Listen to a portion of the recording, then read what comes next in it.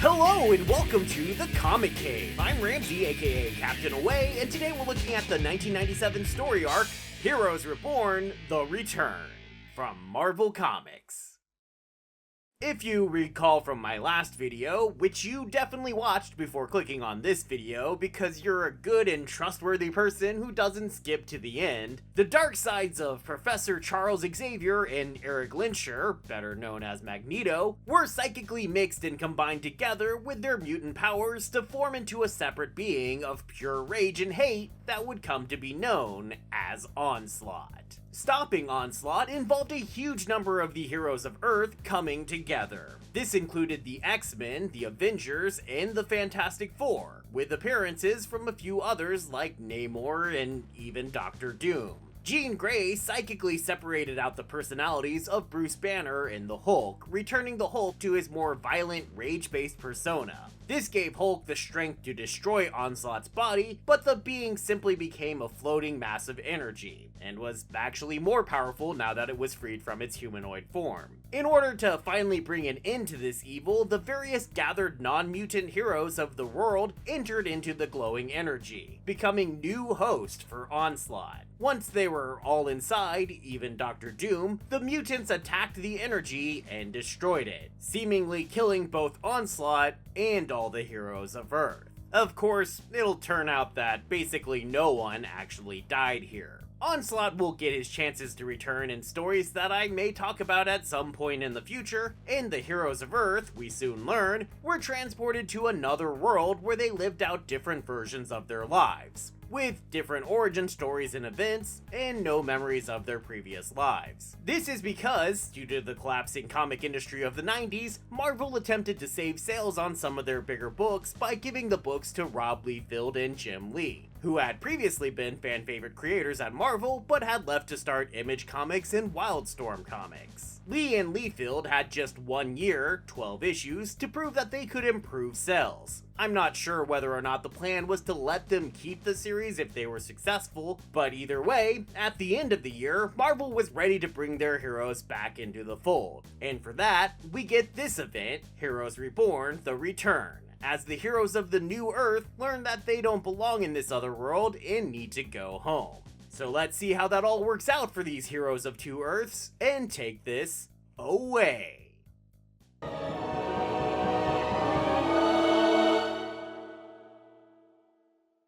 The comic opens on a bright and beautiful morning for the Fantastic Four, and a sleepy Sue Storm looking like the Marvel Rivals thirst trap she's destined to become. This scene really just serves to present a contrast with the next page, as we look in on a rainy, flooded New York City in the main Marvel universe. And we find ourselves with Franklin Richards, child of Reed and Sue Richards, and important MacGuffin of both the previous Onslaught event and this event, as this mysterious lady with Franklin will soon explain. She tells Franklin that he has the power to reshape reality, and this power had allowed him to save his parents and the other heroes of the Marvel Universe, shoving them into an alternate reality where they would be safe. That entire reality is held inside a little blue ball that Franklin now carries with him. This means it was Franklin who inadvertently created the Heroes Reborn reality. Oddly enough, the comic includes a previous section at the beginning that already explained all of this, including who this mysterious woman is, and about Franklin creating this alternate reality that is contained within his little blue ball. But despite Marvel seeming to think we should already know this information, I can't find anywhere in universe that this information was explained to us before this. The little blue ball appeared as early as the Onslaught event itself, but barely appeared outside of that single issue. Following Onslaught, Franklin had been moved into the Generation X series to hang out with our old pals Artie and Leech, but after an attack on the school by Black Tom Cassidy, Franklin, Artie, and Leech would join the alien woman Tana Nile, alien duck Howard the Duck, and the entirely terrestrial but unfortunately named Man-Thing in a series called Daydreamers, which said nothing about any of this Hero Reborn stuff. In fact, it sort of did the opposite, showing that Franklin had created other incomplete false realities as a means of facing the fact that his parents were dead and he needed to move on. and that was Franklin's last appearance that I can find before the start of this series. It's also not mentioned in the Heroes Reborn comics, which only ever lightly allude to the existence of the main Marvel universe. Even the most direct reference, when the Fantastic Four are in the negative zone, viewing glimpses of their past lives, and Sue Storm sees her past life that she spent with Franklin, they still don't make any mention of this information.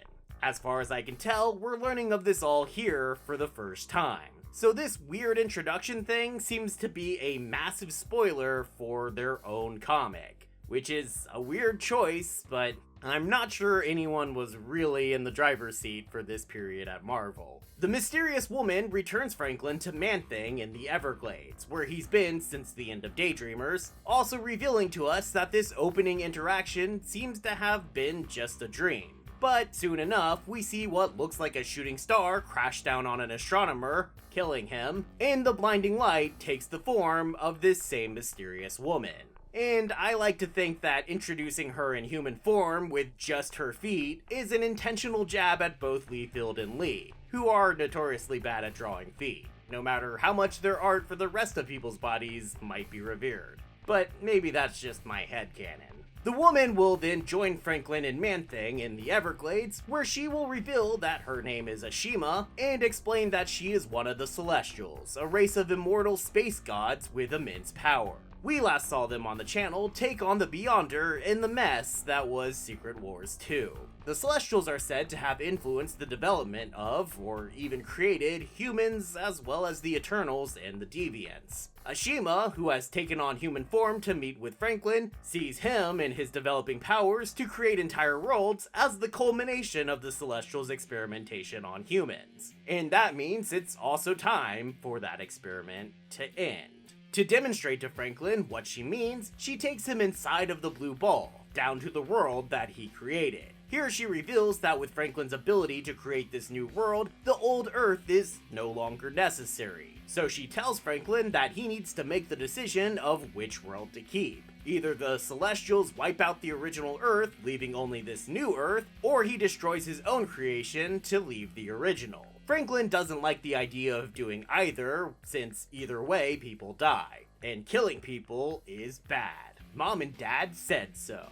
What does Ashima think this is anyway? Image Comics? In desperation, Franklin manages to use his powers to appear to his mom and dad on this world, asking them for help in how to possibly make the decision of which Earth should live and which should die. The Fantastic Four of this world don't remember Franklin though, but Sue, having had that vision of Franklin before, believes he's telling the truth. Franklin vanishes, but Sue demands Reed try to help the mysterious child anyway. Reed agrees, but it seems he has other things on his mind, as he's tracking two giant fireballs in space headed towards Earth, while the Earth's temperature is rising and random volcanoes burst through the Earth's surface. And while these end-of-the-world signs are happening on Franklin's alternate Earth, the main Earth is seeing its own hints of apocalypse with endless rain leading to massive flooding. But hope for the main Earth may come from Doctor Strange. Strange had been absent during the Onslaught event, and when he returned, he discovered that mystical energies of unexplained origin were leaking from the Hulk.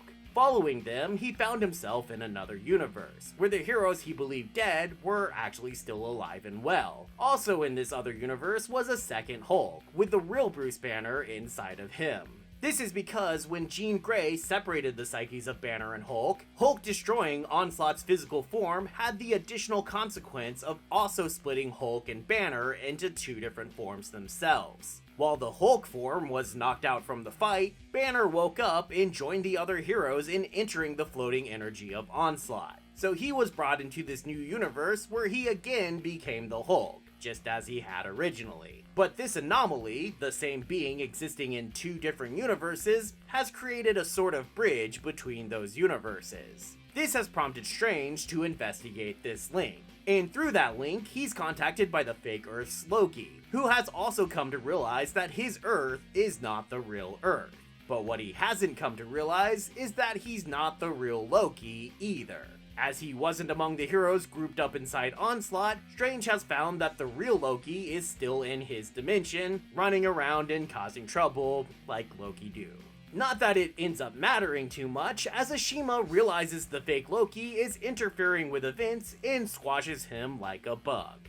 Literally. She says so herself. Still, fake Loki's comment to Strange about finding a nexus point prompts the Doc to head to the nexus of all realities, a connection of gateways to alternate universes that is protected by Man-Thing in the Florida Everglades. There he finds Franklin's little blue ball, left behind after Ashima pulled Franklin into the alternate universe, and it's leaking the same kind of radiation that the Hulk is. So Strange takes the ball and brings it to New York, to where the Hulk is busy fighting various heroes who are trying to contain him and his rampage, hoping to try to help him as he's dying without having a banner inside of him, but Hulk just wants to be left alone. When the ball nears Hulk, it automatically reacts, pulling Hulk and Spider-Man, who had landed on Hulk to try and reason with him, into the alternate universe. This brings them face to face with the other Hulk, leading to some crazy Hulk-on-Hulk action!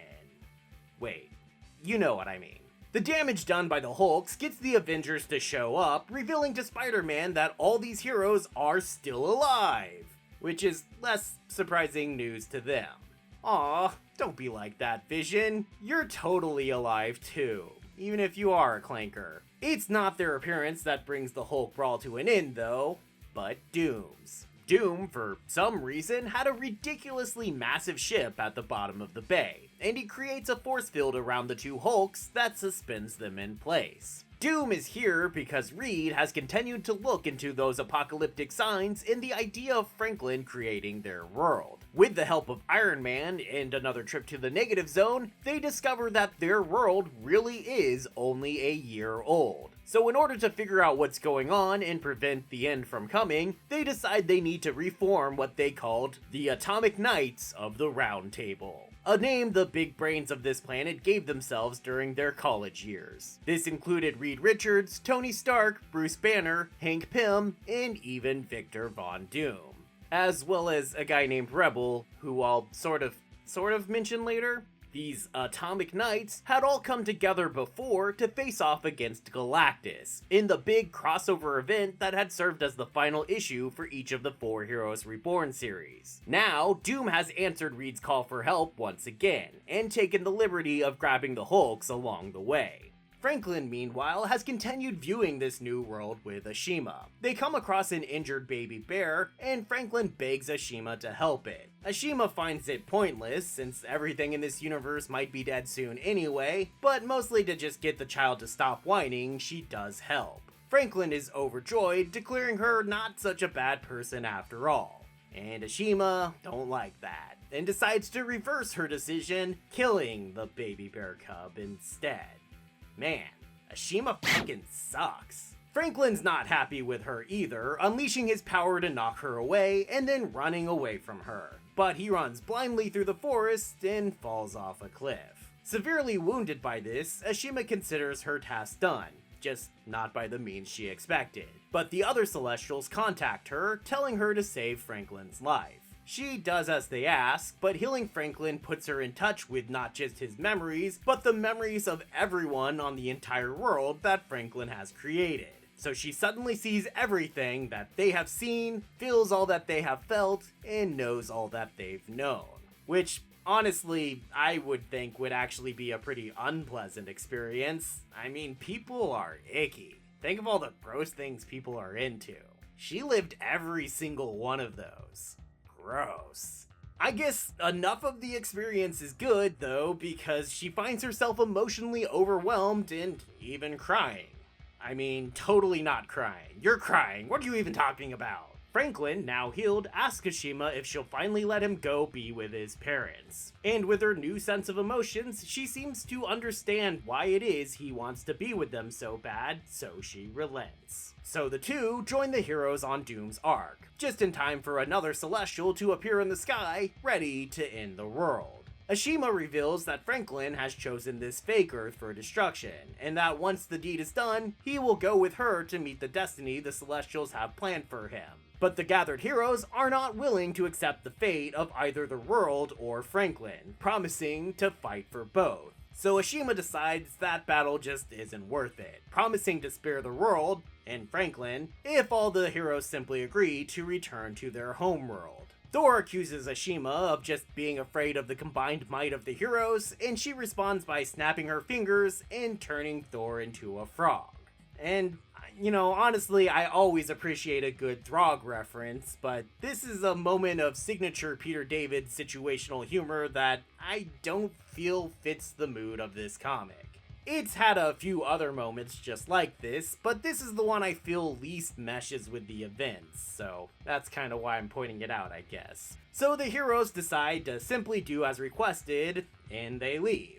Cap expresses what probably any reader is feeling, disappointment that there's no big battle or conflict to conclude events. Instead, everyone says their goodbyes to what friends they've made on this new Earth, and then board Doom's ship and fly into the negative zone, where they can shrink the arc to pass through a wormhole and return to their proper Earth. Before they get all the way though, Doom has a change of heart, and grabs Franklin and flies off the ship and into the negative zone with him. His armor begins absorbing Franklin's power, with Doom planning to take it all for himself, believing it will grant him enough power to face even the Celestials. Too bad he doesn't have his memories, or else he'd know that he tried this once and it didn't really work out. Secret Wars!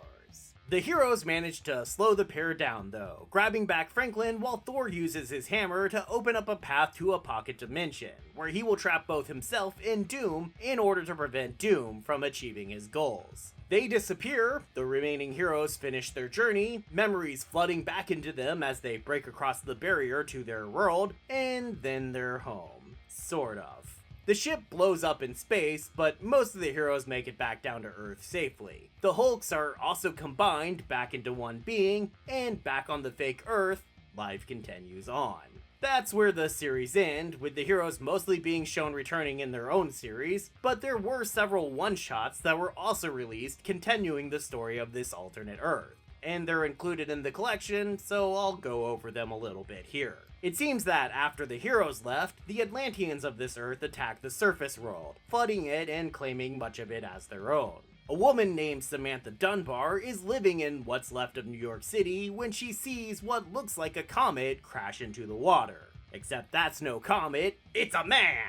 And not just any man, but Doom! He has somehow been cast back down to Earth, though there's no mention of how he got separated from Thor or got here, but it's fine. Samantha rescues the unconscious Doctor from the Atlanteans, and he proceeds to take over the abandoned Baxter building and make it his new base of operations. From there, he begins fighting back against the Atlanteans, discovering that they're actually being controlled by some dark entity. And to combat that darkness, Doom injects Samantha with something while she's sleeping, and it mutates her, granting her the power to throw light daggers. Or kind of more like plasma daggers, I guess. Doom says this is because the people of this Earth, possibly due to their creator, are specially suited for mutation.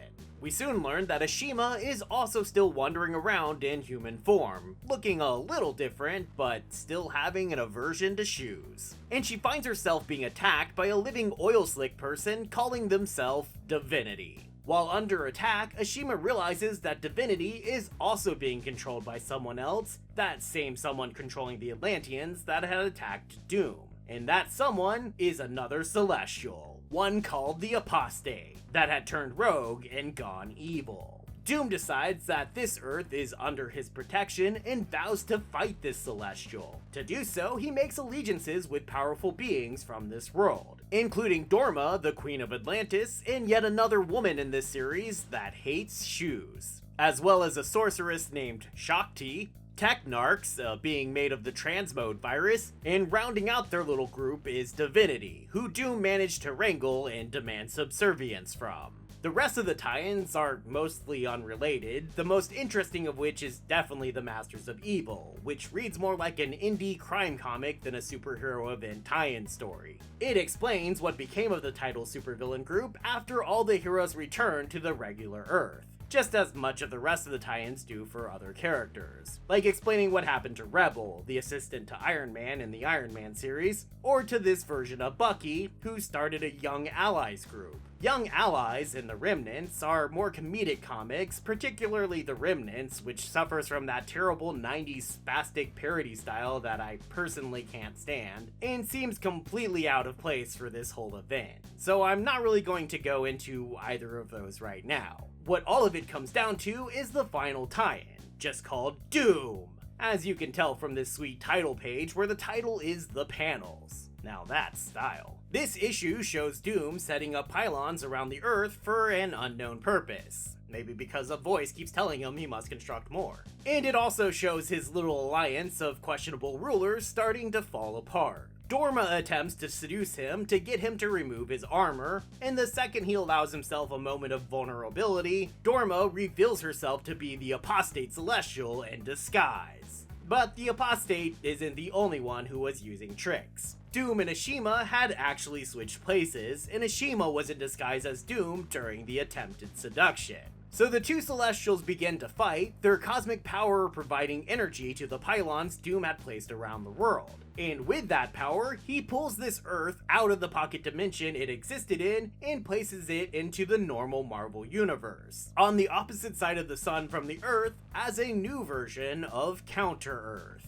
The original version of Counter-Earth, the one we saw the High Evolutionary create in my Warlock video, had been destroyed during the Infinity Gauntlet event. The adventures of Counter-Earth and Doom will continue in some issues of Fantastic Four and Doom's first solo title, which I'll probably cover at some point, I'm assuming. But before we get there, we need to get to the breakdown.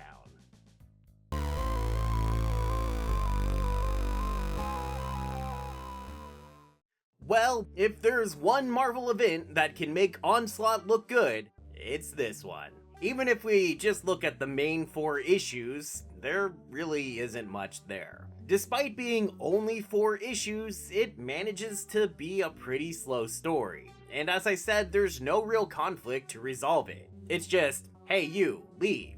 Okay, and done.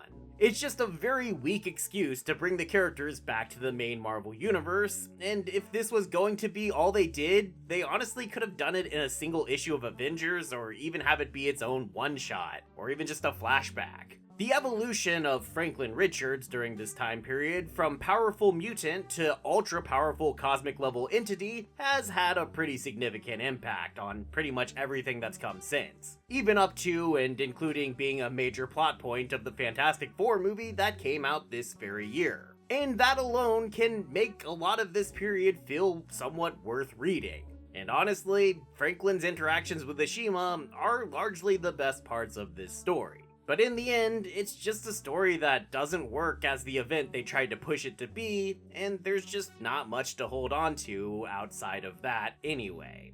So I'm giving this series a recommendation level of low. It doesn't seem like even the creative team could feel strongly about this story, so why should any readers? The collected edition gets 1 little blue ball, which we're saying is pretty good.